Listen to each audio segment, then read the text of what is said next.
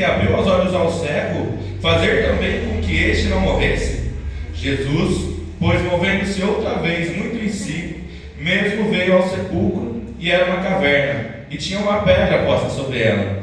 Disse Jesus: tirai a pedra. Marta, irmã do defunto, disse-lhe: Senhor, já cheira mal, porque já faz 4 dias. Disse-lhe Jesus: não te hei dito que, se creres, verás a glória de Deus?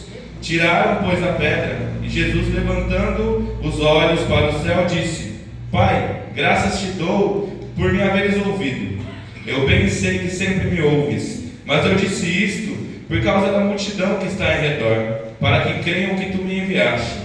E tendo dito isso, clamou com grande voz: Lázaro, vem para fora. E o defunto saiu, tendo as mãos e os pés ligados com faixas, e o seu rosto envolto num lenço. Disse-lhe Jesus: desligai-o e o deixai ir. Muitos, pois, dentre os judeus que tinham vindo a Maria e que tinham visto o que Jesus fizera, creram nele. Irmão, essa passagem aqui é muito forte. Ela é incrível, a ressurreição de Lázaro, né? Toda essa passagem ela é incrível. Mas eu quero te atentar para um detalhe aqui, que às vezes a gente deixa passar despercebido. Na verdade, eu quero te fazer uma pergunta. Jesus sabia que Lázaro ia ressuscitar? Ele sabia, porque ele deixa isso muito claro no começo da passagem. Antes, se a gente ver, que alguns dias antes de Lázaro falecer, ele deixou muito claro que ele sabia que Lázaro ele ia ressuscitar. Mas a Bíblia fala aqui, o versículo 35 diz assim: Jesus chorou. Jesus sabia que Lázaro ia ressuscitar, e mesmo assim ele chorou. Em todo aquele contexto que ele estava no enterro, vendo as pessoas tristes, vendo as pessoas chorando, ele chorou junto com eles. Eu te faço mais uma pergunta: será que nesse lugar que Jesus estava tinha fé? Será que as pessoas tinham fé que Jesus poderia ressuscitar Lázaro? Porque Jesus pergunta umas 2 vezes antes de ressuscitar Lázaro se eles acreditavam. E Maria e Marta falam que acreditavam, falam que talvez elas não achavam que seria da forma como Jesus fez, mas elas acreditavam que Jesus podia ressuscitar Lázaro. Então não faltava fé naquele lugar. Mas mesmo assim Jesus ele deixa um ensinamento poderoso aqui para nós. Que muitas vezes quando a gente está passando por um momento de dificuldade, a gente quer parecer forte o tempo todo.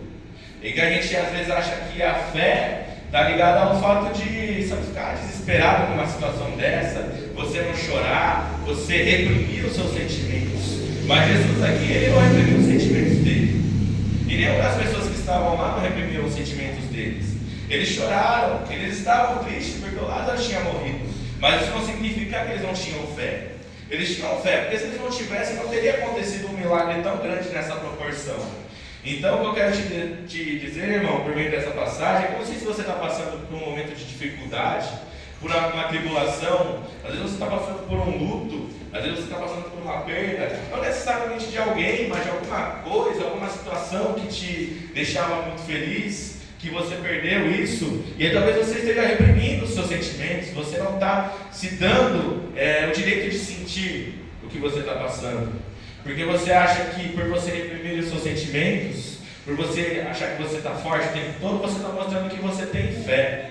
Mas quando a gente reprime nossos sentimentos, isso faz muito mal para nós mesmos, e às vezes isso pode ser o que vai abalar a sua fé, porque às vezes a gente reprime tanto o nosso sentimento, que às vezes pode levar a gente até a duvidar de Deus. E nesse momento a fé é abalada. Então o que eu quero te dizer hoje, irmão, é que não reprima seus sentimentos.